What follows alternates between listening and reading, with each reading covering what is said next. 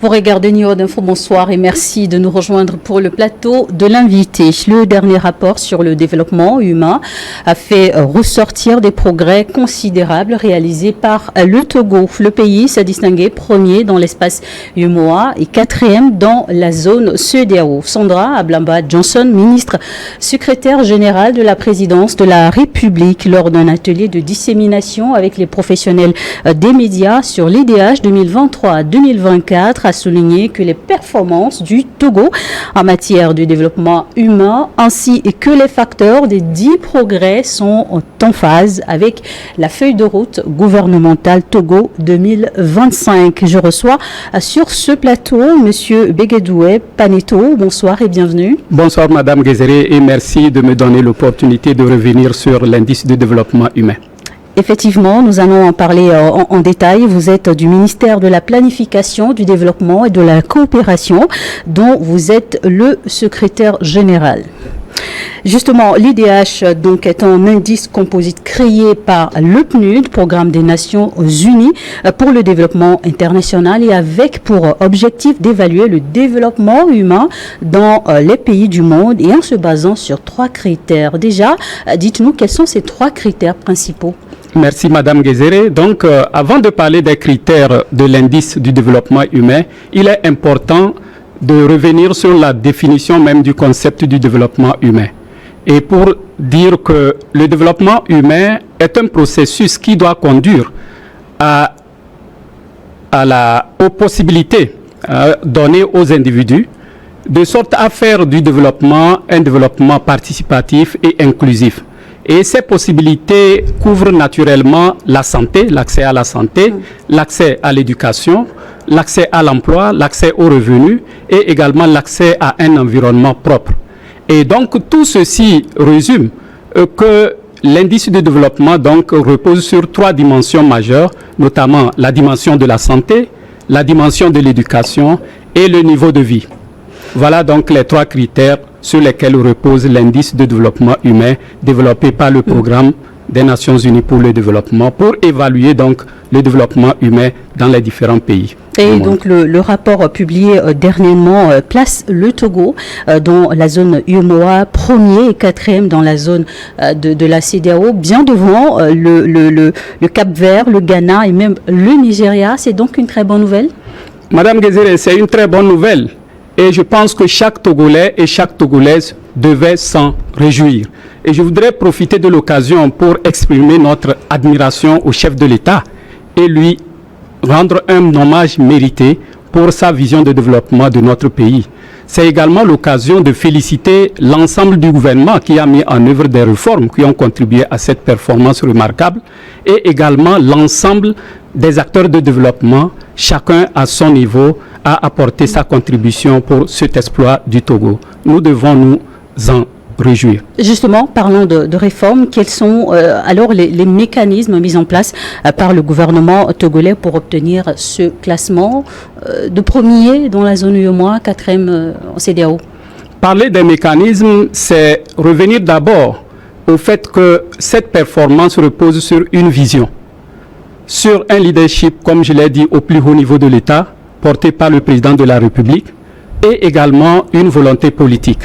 Alors, depuis quelques années, le gouvernement a mis en place donc les documents de stratégie de réduction de la pauvreté, ensuite la stratégie de croissance accélérée pour la promotion de l'emploi, ensuite le plan national de développement qui, malgré la crise sanitaire, a connu quand même quelques progrès avant l'élaboration de la feuille de route gouvernementale. Vous faites référence à la crise due au Covid-19? Absolument. Absolument. Donc, le PND a connu quand même les défis de la crise sanitaire liée à la Covid-19 qui a amené le gouvernement donc à réviser les ambitions du plan national de développement pour élaborer la feuille de route gouvernementale 2020-2025 qui, en fait, est venue consolider les bases posées à travers la mise en œuvre donc des précédentes stratégies nationales que je venais de citer.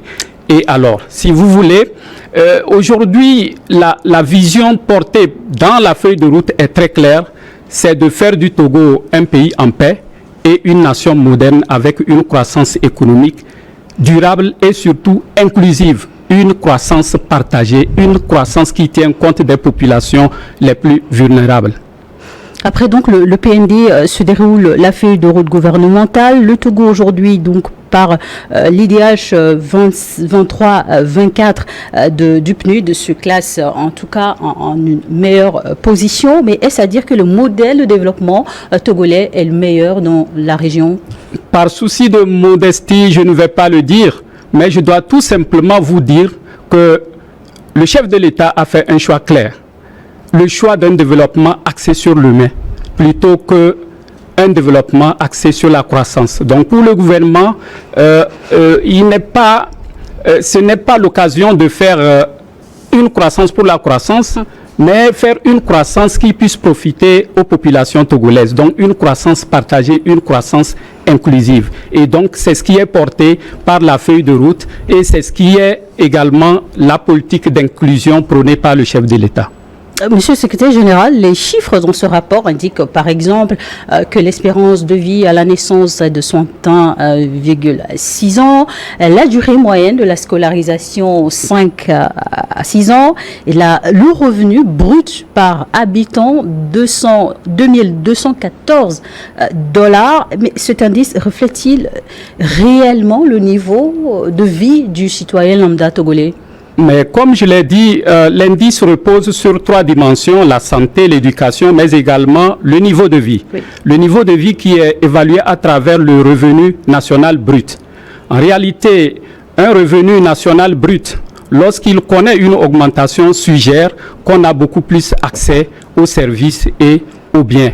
Et donc, comme vous l'avez dit, le revenu national brut du Togo a connu une augmentation passant donc de 2167 à 2214 dollars américains. Et donc cela suppose que le niveau de vie a connu une amélioration. Et donc je pourrais dire que l'indice du développement humain est, en tout cas reflète approximativement le niveau de vie du Togolais. Et donc si vous voulez, la dernière fois, au cours du lancement de ce rapport, Madame la ministre secrétaire générale taquinait la représentante résidente du PNUD en disant qu'en considérant aujourd'hui la population togolaise, on pourrait évaluer davantage quand même ce revenu national brut parce que à l'instant T, il n'est pas en tout cas couvert, il ne couvre pas le secteur informel. Et donc pour la ministre, il taquinait le PNUD, mais en fait, cette réflexion reste interne. Ça ne concerne pas le PNUD, mais c'est une réflexion interne. Mais je reviens encore pour dire que entre-temps, lorsqu'on parlait de la performance du Togo dans le classement du Doing Business, et tout comme l'indice du développement humain, les gens se demandent, mais quel est l'impact? Justement, dans le palier de la ménagère, ce serait la question d'un citoyen lambda. En réalité, ce que vous devez savoir, toutes les réformes portent toujours des opportunités. Lorsqu'on qualifiait ou on classait le Togo meilleur réformateur dans le cadre du business, personne ne pensait à la plateforme industrielle d'Adeti Copé. Aujourd'hui, c'est devenu une réalité. La plateforme, elle est opérationnelle et elle vise la création d'environ 35 000 emplois. Et dont 6 500 emplois sont déjà créés avec une perspective positive, d'autres unités industrielles qui s'annoncent et qui viendront aussi créer davantage d'emplois. Et donc, il y a une entreprise même dans le textile qui est annoncée dans les mois à venir et qui devrait s'installer et créer 2000 emplois. Alors, tous ceux qui sont employés là, auparavant étaient à la maison, sans revenu, mais aujourd'hui, c'est des gens qui ont un revenu, ils peuvent se prendre en charge leur famille et leurs proches, et donc assurer aussi leurs besoins. Et donc, voilà tout l'intérêt, effectivement, des efforts que le gouvernement fait en matière de réforme pour améliorer les conditions de vie des populations. Pour le gouvernement, il faut donner le sourire à chaque Togolais, à chaque Togolaise. Et en clair, avec aussi un climat des affaires favorable? Absolument. Et donc, le Togo a fait beaucoup d'efforts en matière d'amélioration du climat des affaires. Et le dernier fait en date, c'est les concessions fiscaux fiscales plutôt, les concessions fiscales que le gouvernement a faites pour permettre à beaucoup d'entreprises donc de pouvoir s'installer sur la plateforme industrielle d'Adeti Copé. Et donc ça, c'est une vision portée par le chef de l'État et qui est mise en œuvre pour attirer donc les investisseurs qui vont donc créer la richesse, mais également les emplois pour les Togolaises et les Togolais. Le Togo se distingue par donc un bon classement de l'IH du PNUD, et c'est-à-dire que les efforts du gouvernement sont alors continuels? Comme vous le savez, l'évolution ou disons les performances du Togo connaissent une évolution positive depuis quelques années. Et donc cela est une preuve des investissements continus du gouvernement en matière de l'éducation, en matière de la santé, en matière de l'accès à l'électricité, en matière de l'accès à la protection sociale, mais également à la couverture sanitaire universelle. Donc, tout ce package permet effectivement d'améliorer d'année en année donc l'indice de développement humain. Et le gouvernement ne veut pas s'arrêter là. Le gouvernement ne se contente pas de ces résultats déjà enregistrés, mais par rapport aux défis, le gouvernement veut faire davantage et pour donner, comme je l'ai dit, du sourire aux Togolais. Et donc, malgré les crises que vous connaissez, la crise sanitaire, on n'est même pas encore sorti de la crise sanitaire, mais également la guerre en Ukraine. Vous avez aujourd'hui la crise climatique, mais également la crise sécuritaire qui est à nos portes. Malgré tous ces défis-là, le gouvernement ne ménage aucun effort pour améliorer les conditions de vie des populations. Et donc, c'est l'occasion aussi de lancer un appel à tous les Togolais pour que chacun puisse apporter sa contribution afin que les acquis déjà obtenus par le Togo puissent être consolidés et pérennisés. Et la politique d'inclusion prônée donc par le chef de l'État, Faure Eswazina Gnassingbé, est l'une des plus efficaces, vous direz? Il reste encore des défis à relever. Oui, je ne dirais, par souci de modestie, je l'ai déjà dit, le chef de l'État, pour lui, ce n'est pas... en fait, il a fait un choix. C'est investir, continuer d'investir dans l'humain. L'humain est au centre des actions gouvernementales au Togo. Et donc, vous mesurez un peu la prise en compte substantielle des dimensions humaines dans les politiques publiques et qui guide aussi les investissements dans les secteurs sociaux. Madame Gezere, vous-même, vous le constaterez sur le terrain. Et les Togolais qui vivent à l'extérieur, quand ils viennent, certains nous disent qu'ils ne reconnaissent plus le Togo. Ça, c'est une réalité. Je prends l'exemple l'exemple de l'hôpital de référence Dr Lafayette. Ça, c'est au Togo. Donc, vous, en tant que journaliste, lorsque vous voulez analyser un fait, il ne faut pas sortir un élément de son contexte pour commenter, mais il faut aller analyser tout le contexte avant de publier les informations. Vous savez de quoi je parle, Madame Gezere. Quels sont justement les défis, je posais la question tantôt, les défis qui restent à relever, surtout pour permettre au pays de maintenir son classement? Les défis, ils sont là. Les défis, ils sont là. Et comme je l'ai dit, le président de la République est à la manette, aux commandes. Et donc, d'ores et déjà, si vous voulez, chaque indicateur a été déjà déconstruit avec un plan d'action et des réformes bien identifiées sur lesquelles le gouvernement devrait s'appesantir pour améliorer davantage le score pour la publication prochaine.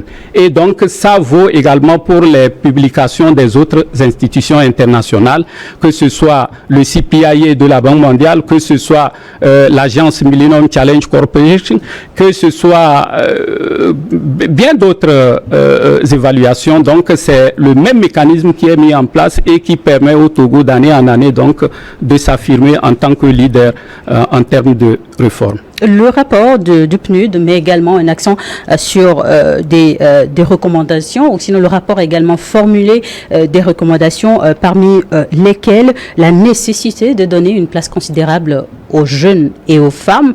C'est une couche importante de la population togolaise. À ce niveau-là, qu'est-ce qui est fait concrètement? Les jeunes et les femmes sont au cœur des priorités du gouvernement. Et le gouvernement a mis en place un cadre institutionnel et opérationnel en matière de l'entrepreneuriat des jeunes. Je peux citer le fonds d'appui aux initiatives économiques des jeunes et tous les autres projets qui ont été mis en place pour renforcer les capacités des jeunes et leur permettre donc d'améliorer leur employabilité et d'obtenir des crédits pour créer des emplois. Et en termes de promotion de l'autonomisation de la femme, vous avez le Fonds national de la finance inclusive qui a également apporté beaucoup aux femmes et qui permet de lutter efficacement contre la pauvreté, surtout au niveau des populations vulnérables. Je voudrais ajouter à cela l'important projet d'autonomisation des femmes et du dividende démographique donc mis en œuvre par le gouvernement avec l'appui de la Banque mondiale qui viendra donc renforcer davantage tous les acquis déjà obtenus donc en matière de l'appui à l'autonomisation économique, sociale et financière des femmes. Le ministère du Commerce vient de lancer également, en tout cas, la digitalisation de la charte des TPME, des très petites et moyennes entreprises. C'est toujours dans la même vision? Absolument. Absolument. Donc, cette charte des TPME, vous avez dû naturellement lire, vient apporter un plus à tout ce qui a été déjà mis en œuvre en termes d'initiatives par le gouvernement et pour permettre davantage aux jeunes de créer leurs emplois et ça pourra permettre la création de la richesse et aussi l'amélioration des revenus. Quelles sont, en tout cas pour la population, pour les Togolais, l'usage à faire de ces éléments inscrits dans ce rapport, d'après vous? C'est pour chaque Togolais, je voudrais tout simplement l'inviter à apporter la vision du chef de l'État. Comme je l'ai dit tantôt, une vision d'une croissance inclusive. Une croissance qui fait en sorte que personne ne soit laissé de côté. Et donc, c'est ainsi que chaque Togolais doit jouer aussi sa partition. Je voulais en appeler à chacun à faire une veille citoyenne de la mise en œuvre des actions et des projets. Et au cas où je voudrais parler de la mise en œuvre des projets sur le terrain. Et il arrive des fois où les entreprises connaissent des dysfonctionnements. En ce moment, chaque citoyen qui se rend compte d'un dysfonctionnement pourrait appeler l'autorité compétente pour alerter et puis qu'on puisse saisir l'entreprise et remettre donc les pendules à l'heure, de sorte que les projets soient mis en œuvre de façon efficace, de façon efficiente et de façon diligente, conformément aux instructions du chef de l'État qui veut que nous fassions plus, vite et bien. Premier dans l'espace UEMOA et quatrième dans la zone CEDEAO. Quel est l'enjeu pour la prochaine étape pour le gouvernement togolais? Pour le gouvernement togolais, il n'y a pas de temps de répit. C'est pourquoi je vous disais que d'ores et déjà, chaque indicateur a été analysé, la santé a été analysée, l'éducation a été analysée, le niveau de vie a été analysé et donc nous avons identifié chaque sous-indicateur qui pourrait impacter significativement l'indice pour les prochaines publications. Et donc, c'est ce qui constitue aujourd'hui le dashboard du gouvernement, donc sous le leadership du chef de l'État. Et donc, nous allons continuer à déployer les efforts de sorte que cette performance obtenue par le Togo puisse être maintenue et pérennisée. Rapport sur l'indice de développement humain au Togo. Je vous propose justement de suivre ce reportage réalisé par la rédaction de Niwa d'Info 1. Selon un rapport du Programme des Nations Unies pour le développement PNUD, rendu public le 18 juin dernier, pour la 5e année consécutive, le Togo est classé premier dans l'espace UEMOA et 4e cette année dans la CEDEAO après le Cap-Vert, le Ghana et le Nigeria. Résultat basé sur l'évolution depuis quelques années de l'indice de développement humain IDH, qui est passé de 0,484 en 2014 à 0,547 en 2023-2024. Soit une progression de 13% entre 2014 et 2023-2024. Qui est-ce qui justifie ce résultat? La présidence de la République a initié cette rencontre d'échange avec les professionnels de médias afin de leur clarifier les mérites de ce score enregistré par le Togo.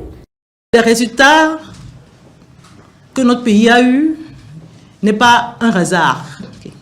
il y a une vision derrière, il y a un rêve derrière.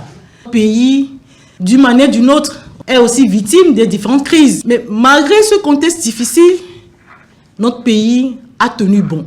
Des efforts comme plusieurs secteurs, le secteur de l'eau, le secteur de la santé, le secteur de l'éducation, le secteur des infrastructures et j'en passe.